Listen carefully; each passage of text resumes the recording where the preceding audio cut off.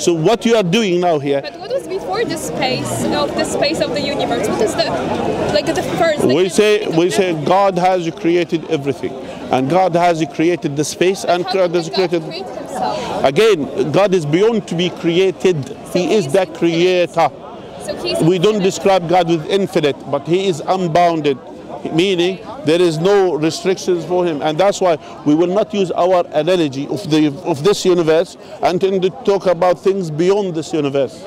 You understand? Okay, so do you think that God is beyond the universe? Yes. So, and we cannot describe within our language, we cannot describe the origins of God because he's out of the universe, right? So you think he's like in different dimension? Like he's not in the 3D dimension? Again, that's beyond this universe, we don't know. That's why you see here, you are using your dimensions because again... Yeah, but do you think that... Going back to the point, the paper and the book, beyond the book, not everything with the same dimension. Here, when we are reading the book, this is like say 2 dimension, let's say the purpose of the book. It doesn't mean beyond this book is 2 dimension. My point is, beyond this universe we cannot comprehend. So we are restricted and restrained within our capacity of understanding. And when God has created us in the way, that's just to understand the purpose of our creation. So since this universe was created by a creator, because you're jumping into this, to God, I'm saying to you, let's agree that this universe, firstly, it cannot create itself by itself, which is impossible. Secondly, it wasn't there forever, which is agreed by the cosmologists. But we don't know that. No, they agreed with this. Everything is a theory. Like we can't, like everything we know is... So why are you using then your theory to say it was there forever? Based on what? No, it's another theory. Like which theory then we follow? Like everything we know is a theory because we don't know. Okay, so there is 2 theories. One theory says it was there forever, and the other theory they said it has a starting point. Which theory we follow? Which do I follow? Like we follow as a human being. So, but you want me to assume that it has a starting point? Well, you said you use a theory, yes? Yeah. You said the universe was there forever. That's your theory. No, that's just a theory. That's not my theory. Who brought this theory? I don't know the person. I don't know. Okay. So why do you agree with this theory? I do not agree or disagree. I just say there. No, but you already agreed. When you are here, you see here, when you are taking a position in a you could say in a point, that means you agree with it. For example, I agree that I will say to you, I'm discussing and arguing that the universe has a starting point, and you are arguing no. Maybe it has a starting point. May I just add something here? I think we can simplify this. See, if something exists now, there has to be always something in existence. Do you agree or disagree? Yeah, I agree. Let's say I agree. No, it's not about let's saying. It's an inevitable agreement. Okay. If something exists now, there cannot be a moment of time in the past where there was absolute nothingness. Because from nothingness, something doesn't come out of it. So if something exists now, there has to be always something in existence. If there was absolute nothing at one point, that nothingness doesn't have the energy or the potential to make something. So something always has to exist. So either, to simplify now, as the Sheikh was saying, it's our universe which was always there, this is one model, or the one which brought this universe into existence, so the cause of our universe was always there. Yeah? So when we talk about this necessary eternal existence, there's only two options. It's either the creator of our universe or the universe itself. Yes.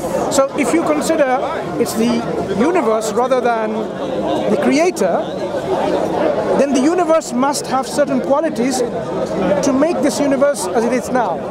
The transformation that the universe has gone through, the universe must have the ability to do that transformation. Do you agree? Yes. Alhamdulillah, Allah barik. Alhamdulillah, Allah barik. The universe must have the power, the ability, and the energy to do it, and the knowledge to do it.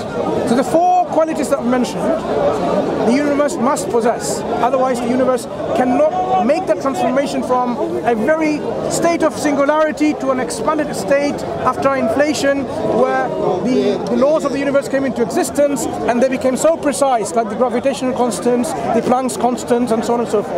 Yes, but you just have to have like energy, because everything is energy. You have to have energy. Let me give an example. If you have energy on your remote with a battery, can this energy write a poem? And this is energy only for a remote for the TV. Can you write a poem? No, but you use the energy to write a poem. That energy is not self-aware, or is it? No, it's not. Good. So if it's not self-aware, can it write a letter to you saying tomorrow I'll meet you? You can't. So the energy, by having the existence of energy, it doesn't mean it can do something and everything. It can only do what it's programmed to do. So a remote is programmed, if you press this button, infrared or ultraviolet, whatever, right? That's all it can do. Instructions it follows. So the universe is energy, essentially, because matter and energy is interconvertible. So if that energy or the universe was not conscious and self-aware, it cannot make anything, do anything. Okay, I see your point, yes. That's why I'm saying we tend to give the universe all the qualities of a creator. Because we don't want to be responsible for our purpose in our life, because that's what our creator tells us. But the universe doesn't. Why people choose the other option? Because the universe doesn't tell us to live in a particular way of life, in a religious paradigm in which you become good, avoid the bad, because the universe doesn't tell you anything. That's why people follow the other option. But in reality, you know very well, this universe reflects that there is a creator who intended this universe to come into existence, purposefully put this universe into action with all of this precision and engineering for a reason. Why are we not choosing the creator over the universe as the cause of the... I think that our knowledge is like too little to make assumptions, and like people want to have answers to everything, like because like we hate to not have answers to something, but I don't think that everything has an answer. But we have those fundamental questions answered. For example, no, we don't. Okay, which question about the existence of this world we haven't answered? This world cannot come into existence by itself while it was nothing. We know that answer. How did you know the answer? We don't need to do an experiment. There are certain essential reasoning that we have that we can use and we can arrive at the truth. Science has an underlying philosophical assumptions. That's why science can operate. Otherwise, science would not be able to operate within its domain. Likewise, reasons. But you can explain the origins of life scientifically, and the origins of stars, the origins of planets. We can. Yeah. So the origins of everything cannot be nothingness. Number one, cannot be itself while it was nothing. It has to be something other than itself. And whatever it's the other thing that brought the universe into existence, brought all of the things that you mentioned into existence, must possess the ability to do so, must have intention to do so. So again, we're going back to a creator concept in which that thing brought the universe into existence having all these qualities, at least these four qualities: self-awareness, intention, will, ability or power, and knowledge.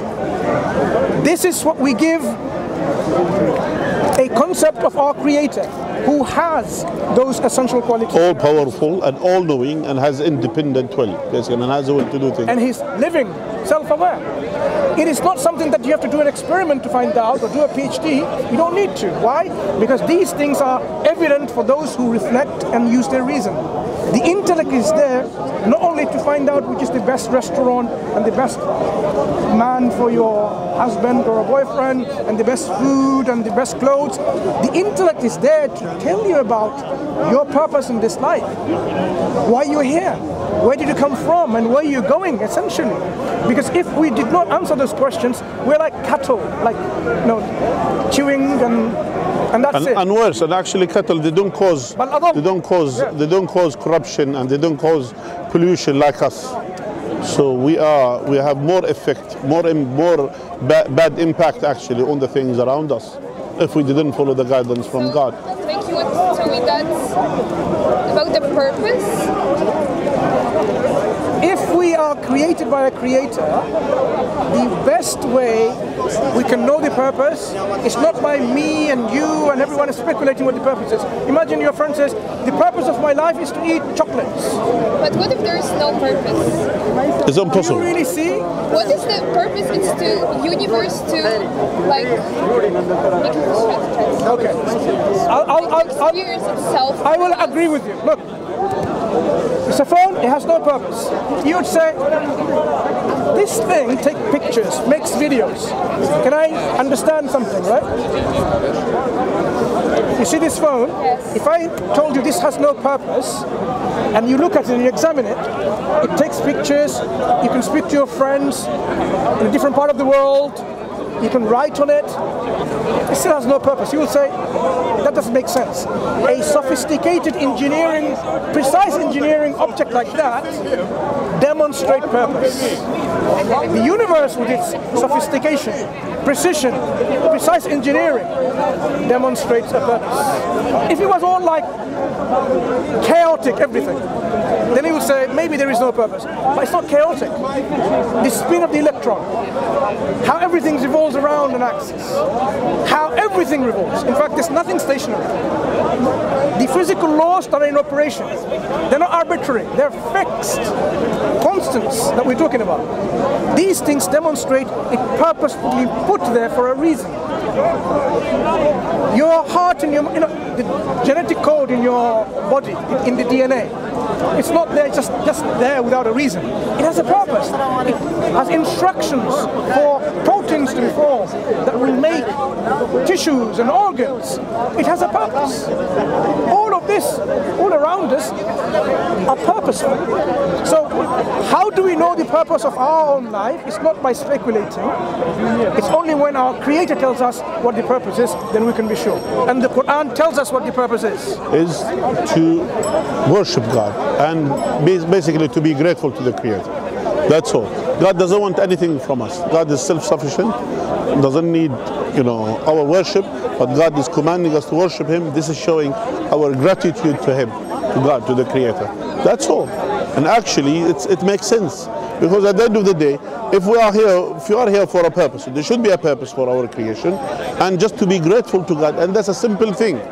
A simple thing, just to be grateful to God, to worship this one God in the way that God described to us. That's all. Nothing. It's nothing else. Yeah. So that's the purpose of behind our prayer. Would you not be grateful to someone who helped you? Yes, I would. Right. So someone who gave you lungs, kidneys, heart, eyes and everything. Eyes and ears and stomach and all of that, to not only live a life, sustain a life and enjoy life, would you not be grateful? Look, if we were in an accident, but you won't have a private life. If you look, no private life. If we, I don't know. You'll find many. Okay, we need to slowly end our discussion. That's right. But what we're saying is, you are young and smart and intelligent. Don't waste your purpose of life away, because when death comes to us, it will be too late to say, oh, I did not fulfill my purpose. Send me back, I will do it again. There will be no sending back. Quran tells us, what tells us? There will be no coming back. We have this life, we need to fulfill the purpose of our life. And death is the end of our time to fulfill that life. And when the death will come, do you know? No one knows. That's why, before it's too late, you have to work on it. Yes. We'll read it, analyze it, and get to our own. Yeah. Do you have? Did you take a copy of the Quran, by the way? Yeah, we have them. Take as well. This is. All right. Take care. Shia or Sunni? We follow God and His Messenger. All right, cool. What He has done, so we are people of Sunnah. Okay, I feel we're in danger in this country, yeah? Now, I feel that the devil is taking over this country. Yeah, something isn't right with this country. I'm suffering a lot in my own country. I was born and bred here. Now, what I wanted to ask you guys: do you feel that this country is being taken over by Muslims, and should I wait for a Muslim invasion to save me? Invasion? Why do you call it invasion? I don't know what form it will take, but Why do you call it invasion? I feel that Muslims might be coming to save this country, or they might not. And so, But they are already in your country, the Muslims. yeah, So what's the problem? You have an issue with that? no, it might be other religions that are causing the problem. No, we're talking about Muslims. There is already near between 3 and 6 million people, Muslims of them in the UK. So there is around 5, let's say roughly 4 million or 5 million Maybe Muslims. there's a mission now that's only taking effect to do with, because now there's a lot of immigration into this country. So without the immigration, inshallah, that we believe, inshallah, we will try our best to convey the message of Islam to everyone, because Islam is not restricted to the Middle East. Islam is for everyone. And the best thing that happens to this country, that if they accept Islam. Okay, but have you noticed like transhumanism, and there's a big transhumanism movement happening, and Leave what's happening. I'm talking about you. Why don't you accept Islam yourself? there's a lot of problems happening now in the country economically. Yeah. Why don't you accept Islam yourself? Leave the economic now. What about you to accept Islam? Why I don't not? know what to do, you see. I'm trying to find out. Do you think I should wait here? I think you should accept Islam. This is what I think. Do you think I should go to a Muslim country? No, I think you stay here and be Muslim. Stay here and become a Muslim? Yeah. Do you think I could overcome my problems? Yes. Or would I be better going? Yes. No. You overcome your problem. The devil is If you become, you will overcome the devil. If you become a Muslim, yes. all right, thank Do you. you want to do that? Huh? Do you want to do that? I'm considering it, yeah, but I'm also considering trying to seek asylum in somewhere like. You don't need to seek Saudi asylum. Arabia. Just be Muslim here, and then that's it. Seek asylum in God's will. Seek refuge in God's will, not from the people. Some big problems here, right? I was born here British, but I don't get accepted in an office environment to hold down a job, so I can't get a job here. Why? Because I've been excommunicated by my own people. Why? I don't know, and that's why. What do you mean you I'm don't thinking know? I might need to escape to another country. No, or stay join here. A mosque, or join a mosque. You don't need to join a mosque. Just become a Muslim. That's all. Do you have a Quran? Yeah, I have already. Yeah. Okay, good. Okay. All right, thanks. Okay. When you ready, you are here. Okay. Nice talking to you. Yeah. That's interesting. Allah, some people they live the conspiracy theory. Allah al-Mustan. Anyways. Like get you coffee or something. Wallah, I was craving for coffee. Okay, which one do you want? What do you drink? Vanilla latte. Vanilla latte, yeah? Yeah. Want to get the almond slices or something? No. Yeah, almond slice. You like? No, not almond slice. If there is any chocolate or brownie or something like that, will be good. Jazakallah khair. Is it okay if I take some of your leaflets, please? Yes, you can. Thank you. Who is this? I lost them. I just want one of each because I lost them.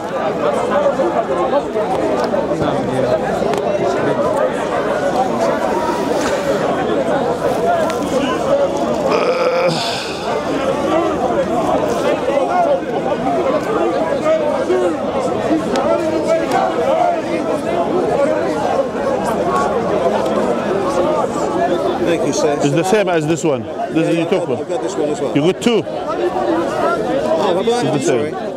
Okay, thank you. Okay. Assalamu alaikum. Salam. Just a quick question. Someone asked me it's kind of divorce case, and they're about 46 years old, about 50, and they're going to go through divorce, but their daughter, who's like 32 years old, she's saying she's very abusive to her dad, and she said that Islamically that her dad should support her. Is that possible? I don't